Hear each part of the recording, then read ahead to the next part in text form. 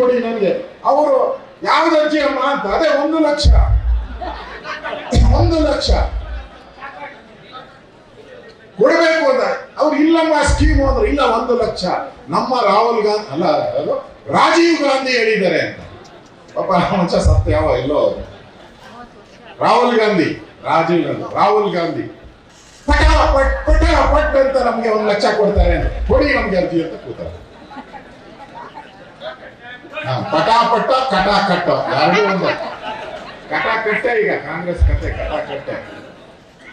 ಇವತ್ತು ದಲಿತರು STಗಳ ಹಣ 187 ಕೋಟಿ ಹಣ 100 ಪಟಾಪಟ್ ಅಂತೇಳಿ ಎಲ್ಲಿ ಹೋಗಿದೆ? ವರಿಷ್ಠರು ಬಾರ್ಗೋಗಿದೆ. ಎಲ್ಲಿ?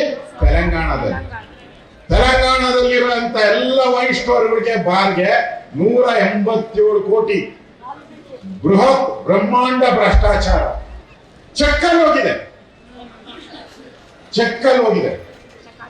ಆ ವರಿಷ್ಠರು ಬಾರ್ಗೋಬಿಟ್ಟು ಅಲ್ಲಿಂದ ಅದನ್ನ ಕ್ಯಾಶ್ ಅಲ್ಲಿ ಡ್ರಾ ಮಾಡ್ಬಿಟ್ಟಿದ್ದಾರೆ. ದಲಿತರ ಯಾರು ಬಡವರು ದಲಿತರಿದ್ದಾರೆ ಅವರಿಗೆ ಲೋನ್ ಕೊಡಕ್ಕೆ ಇಟ್ಟಿದ್ರು.